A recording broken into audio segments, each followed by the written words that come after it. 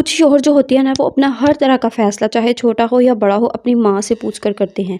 कोई भी उन्होंने बात मनवानी हो ना, या कोई भी काम उन्होंने करना हो तो उन्होंने अपनी मदर से पूछना है, तो फिर उन्होंने वो काम करना है। शादी से पहले तक तो ये चीज़ें ठीक होती हैं, लेकिन जब शादी हो जाती है ना, उसके बाद भी अगर वो हर चीज़ जो है वो अपनी मदर से पूछ के करे, अपने पर्सनल मैटर्स को उनसे शेयर करें, या कोई भी उनके मामलात हैं तो वो उनसे डिस्कस करे और फिर वो काम करे, तो ये चीज़ें अच्छी नहीं होती। और ऐसे लड़कों को ना ममाज़ बॉय कहा जाता है, जो अपनी फैसला खुद नहीं ले सकते। वो टोटली अपनी मदर पे डिपेंड करते हैं कि उनकी मदर ने अगर कह दिया कि ये काम कर लो तो कर लेना, अगर उन्होंने रोक दिया किसी चीज़ से तो रुक जाना है। अच्छा, अब कुछ लोग ना इसका इख्तलाफ करेंगे कि फिर क्या हो गया, वो माँ है, अगर पूछ लेता है तो फिर क्या हुआ, कोई बात नहीं है।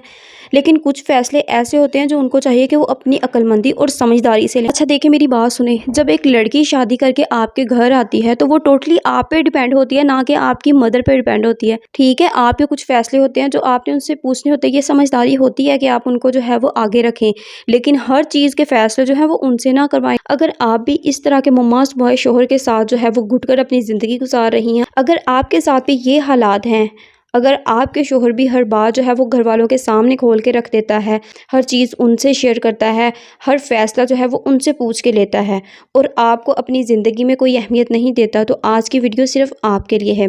तो आज हम देखेंगे कि ऐसे शोहर के साथ ज़िंदगी कैसे गुजारी जाए, कैसे अपनी ज़िंदगी को बेहतर बनाया जाए, कैसे उसे बदला जाए। तो अस्सलामुअलैकुम, वेलकम बैक मेरी दिलनशी queens. I hope you are doing well. I am also अल्हम्दुलिल्लाह। जिन्होंने मेरे चैनल को अभी तक सब्सक्राइब नहीं किया वो फटाफट से कर दें, ताकि हम मिलकर अपने मसले मसाइल हल कर सकें। ओके जी, सबसे फर्स्ट पॉइंट की बात कर लेते हैं कि चीखने चिल्लाने की बजाय स्मार्ट साइलेंस का इस्तेमाल करें। अच्छा, जब आपके घर में होना ऐसा कि आपके शोहर जो है हर बात अम्मी या बहनों को बताता है, तो कुछ औरतें क्या करती हैं, वो अक्सर ना लड़ना शुरू कर देती हैं, शोर मचाने लग जाती हैं, चिल्लाना शुरू कर देती हैं, या रो रो कर शिकायतें करती हैं कि आपने ऐसे किया, आपने ये चीज़ बताई, आपने ये किया। और ये ना आपकी सबसे बड़ी गलती होती है। इससे शोहर आपका और ज़्यादा दूर हो जाता है, वो आपसे खींचने लग जाता है। जब आप बार बार उसको टोंट करेंगी, शिकायतें करेंगी, आप जब आपको वही हुलिया रोने वाला वही बातें, तो वो आपसे चिढ़ेगा, वो आपके पास बैठना पसंद नहीं करेगा, वो अपने घर वालों के और ज़्यादा नज़दीक हो जाएगा, वो उनको हर चीज़ बताएगा। जब वो आपका ये वाला बिहेव जो है वो अपने घर वालों से डिस्कस करेगा कि वो ऐसे करती है, जब वो ऐसे करती है, तो घर वालों को और मौका मिल जाएगा, वो और उसको जो है वो भड़काने लग जाएंगे। उनको ना आपकी जो है वो एक कमज़ोरी मिल जाएगी कि इनका तो आपस का रिलेशनशिप अच्छा नहीं है, तो उनको आपके अंदर दूरियां पैदा करने में ज़्यादा मुश्किल नहीं लगती। इन सब चीज़ों की बजाय ना आपने स्मार्ट साइलेंस का इस्तेमाल करना है। अक्लमंदी से काम लिया करें, हमेशा जज्बाती ना हुआ करें। जज्बाती फ़ैसले इंसान को बहुत ज़्यादा तकलीफ़ पहुंचाते हैं, फिर आपके पास सिर्फ पछतावा रह जाता है। अच्छा, जब आपके शोहर जो है ना वो ऐसी कोई बात करे या घर वालों की तरफ से कोई ज़्यादती हो, तो आपने ना हर वक्त जो है वो रोकर बताना नहीं है उनको, कभी भी शिकायत नहीं लगानी। अपनी शिकायत कम कर दें, खुद को थोड़ा मैस्ट्री बनाएं। आपने ना ठंडे दिमाग के साथ एक दफ़ा उसे ये एहसास दिलाना है, थोड़ी चालाकियाँ सीखा करें, थोड़े जो है ना मर्द की कमज़ोरी को देखा करें। जो हस्बैंड वाइफ होते हैं ना, उनको एक दूसरे का पता होता है। आप अपने हस्बैंड के साथ रहती हैं, आपको पता चलता है वो कहाँ पर पिघलता है आपके लिए, वो कहाँ पर जो है वो आपकी बात मानता है या सुनता है। उसको प्यार से समझाया करें। जो चीज़ आप प्यार से समझा सकती हैं ना, वो आप कभी भी रो के चिल्ला के नहीं उसको बता सकती। आपने प्यार से आराम से जो है वो, जब उसका मूड ठीक हो तो आपने उसको प्यार से उसका हाथ थाम लें या उसके वैसे साथ बैठ जाएं, तो आपने उनको तब बताना है कि ये जो आप बातें बाहर बताते हैं या घर वालों के साथ, या उनका जो है वो रवैया ऐसा है वो आपको बहुत ज़्यादा तकलीफ़ देता है। उनको बताएं कि मुझे आपके इस रवैये से तकलीफ़ होती है। इस तरह से उनको हैंडल किया करें। जब आप बिना शोर मचाए अपनी बात का वज़न रखती हैं ना, तो मर्द के दिल पर ना वो बात ज़्यादा असर करती है, फिर वो आपकी बातें सुनना शुरू करता है। ओके जी, अब हम सेकंड पॉइंट की बात कर लेते हैं। अपने रूम की बातों को प्राइवेट रखना और बाउंड्रीज सेट करना। आपका जो अपना रूम है, आपकी जो प्राइवेट लाइफ है, उसकी बाउंड्रीज़ को आपने खुद सेट करना है। अगर आपके हस्बैंड नहीं सेट कर रहे ना, तो आपने जो है वो उनको सेट करवानी है। अगर शोहर आपके कमरे की हर बात, जो भी अंदरूनी बात होती है, वो घर वालों तक ले जाता है, उनको बताता है, उनसे डिस्कस करता है, तो उसे प्यार से मगर सख्ती से ये बात समझानी होगी आपको कि मियाँ बीवी के दरमियान होने वाली जो भी बातें हैं या हमारे घर के जो भी मामलात हैं, वो सिर्फ ना हम दोनों तक ही महदूद रहने चाहिए। वो किसी तीसरे बंदे को नहीं आपने बताने, क्योंकि मियाँ बीवी की बातों का, मियाँ बीवी की चीज़ों का, हर चीज़ का जो है वो पर्दा होता है।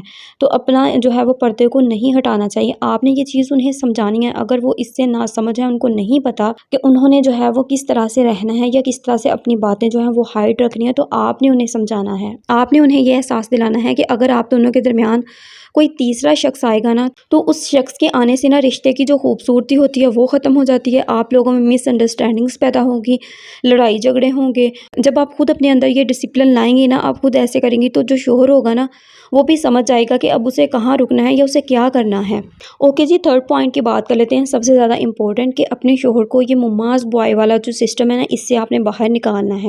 آپ نے نا شوہر کو یہ پیار سے محسوس کروانا ہے کہ اب وہ ایک باپ ہے اور ایک گھر کا جو ہے وہ ایک فرد ہے۔ مماز بوائے شوہر اکثر جو ہوتے ہیں نا، وہ بچپن والی ذہنیت سے کبھی نکل ہی نہیں پاتے، جو وہ شروع سے چل رہے ہوتے ہیں نا، جو ان کو سکھایا جاتا ہے وہ اسی لائن میں چلتے رہتے ہیں، ان کو پتہ ہی نہیں ہوتا کہ انہوں نے کیا ذمہ داری ہے ان کی یا کیا کرنا ہے۔ آپ نے انہیں یہ بار بار احساس دلانا ہے کہ اب ان کی جو ذمہ داری ہے نا، وہ ان کی بیوی ہے، ان کا اپنا گھر ہے، وہ ان کی رسپانسبلٹی ہے، اور وہ اس رسپانسبلٹی کو جو ہے وہ پورے حق سے ادا کریں۔ اچھا، آپ نے نا اپنے شوہر کو اس کیفیت سے کیسے نکالنا ہے؟ اگر آپ کے جو ہے وہ شوہر مماز پائے ہیں نا، تو کوئی بھی چھوٹا سا کام کرتے ہیں نا، آپ نے ان کی تعریف کرنی ہے۔ آپ نے ان کو جیسے کہتے ہیں نا کہ چھوٹا سا بھی آپ یہ کریں، آپ تو بڑے بہادر ہیں، آپ کر لیں گے، اس طرح سے تھوڑا کیا کریں۔ اگر وہ چھوٹا سا کوئی کام کر لے، فوراً سے اپریشیٹ کریں، واہ آپ نے تو بڑا اچھا کیا، مجھے بڑی خوشی ہوئی ہے۔ اچھا، جب آپ کے ہسبینڈ کوئی انڈیپینڈنٹ فیصلہ لیں گے، خود جو ہے وہ فیصلہ کریں گے کسی نہ کسی چیز کا، خود ڈیسائیڈ کریں گے کچھ، تو آپ نے نا ان کا ہر قدم پہ ساتھ دینا ہے۔ ان کو یہ احساس دلانا ہے آپ نے کہ آپ ان کے ساتھ ہیں، وہ اکیلے نہیں ہیں۔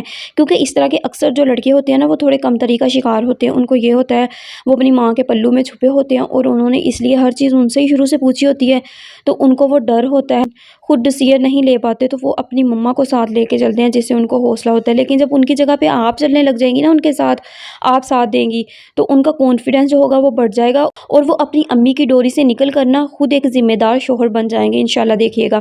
اوکے جی، لاسٹ پوائنٹ کی بات کر لیتے ہیں ہم کہ مسائل کو خود ہینڈل کرنا سیکھنا ہے۔ اچھا، اکثر لڑکیاں کیا کرتی ہیں، وہ چھوٹی موٹی گھر میں کوئی بات ہو جائے نا، کوئی بھی مسئلہ مسائل ہو جائے، تو فوراً سے اپنے شوہر کو بیچ میں لے آتی ہیں کہ جاؤ تم جا کے اپنی امی سے بات کرو، اس سے کہو وہ ایسا کیوں کرتی ہے، یا دیکھو اس نے کیوں ایسا کیا، یا دیکھو تمہاری بہن نے مجھے کیا کہا ہے، کیا کیا ہے، تم جا کے ان سے ڈسکس کرو، تم جا کے بات کرو۔ اس سے نا شوہر جو ہوتا ہے وہ مزید دباؤ میں آ جاتا ہے، وہ دونوں طرف پس جاتا ہے، کیونکہ وہ بھی اس کے لیے امپورٹنٹ رشتے ہوتے ہیں، آپ بھی اس کے لیے امپورٹنٹ ہوتی ہیں، تو وہ دونوں میں نا بیچ میں پھنس کے رہ جاتا ہے۔ جو بھی مسئلے مسائل ہوں یا آپ کی جو بھی لڑائی ہو نا، اپنے معاملات آپ نے خود میچیورٹی کے ساتھ ہینڈل کرنے ہیں، سمجھداری کے ساتھ کرنے ہیں۔ سسرال والے یہ دیکھیں گے نا کہ آپ بنا بات کے جو ہے اپنے شوہر کو تنگ نہیں کرتی، اس کو شکایات نہیں لگاتی، بلکہ آپ خود اپنے معاملات جو ہے وہ سمجھداری کے ساتھ ہینڈل کرتی ہیں، تو آپ کے ہسبینڈ پہ بھی جو ہے وہ امی کی طرف سے پریشر کم ہو جائے گا۔ تو میری دلنشیں کوئنز، کسی بھی رشتے کو بدلنے کے لیے نا وقت اور صبر چاہیے ہوتا ہے۔ اگر آپ چاہیں نا کہ راتوں رات ہی آپ جو ہے وہ اپنے ہسبینڈ کو بدل لیں، تو یہ امپوسیبل ہے، سالوں سال بھی لگ جاتے ہیں، مہینوں بھی لگ جاتے ہیں، ایک عرصہ بھی لگ جاتا ہے۔ اس لیے آپ نے جو ہے وہ صبر سے کام لینا ہے۔ اگر آپ عقل اور حوصلے سے کام لے گی نا، تو اپنے شوہر کو ضرور بدل سکتی ہیں۔ کسی کو بدلنا نا مشکل نہیں ہوتا، صرف اس کے لیے آپ کو اسٹریٹجیز چاہیے ہوتی، آپ کو صحیح اسٹریٹجیز کا نہیں پتہ ہوتا، آپ کو طریقوں کا نہیں پتہ ہوتا، آپ کو سیکرٹس کا نہیں پتہ ہوتا، آپ ایک سمپل رول میں چل رہی ہوتی ہیں، پھر جب آپ کو جو ہے وہ اس کی آؤٹ پٹ نہیں ملتی، آپ ڈسہارٹ ہو جاتی ہیں۔ آپ نے جو بھی قدم اٹھانا ہے، پورا ایک اس کا جو ہے وہ پہلے پلان بنانا ہے، اس کے بعد آپ نے اس کو سٹارٹ کرنا ہے۔ امید کرتی ہوں کہ یہ ویڈیو آپ کو ضرور پسند آئی ہوگی۔ اگر پسند آئی ہے تو لائک شیئر ضرور کیجیے گا، اور ہاں، چینل کو سبسکرائب کرنا ہرگز نہ بھولیے گا، تاکہ میرا آنے والا ہر نوٹیفیکیشن آپ تک بآسانی پہنچ سکے۔ اپنا اور اپنے پیاروں کا بہت زیادہ خیال رکھیے گا، مجھے دعاؤں میں یاد رکھیے گا۔ ملتے ہیں ایک نئے زبردست ٹاپک کے ساتھ، تب تک کے لیے رب رکھا۔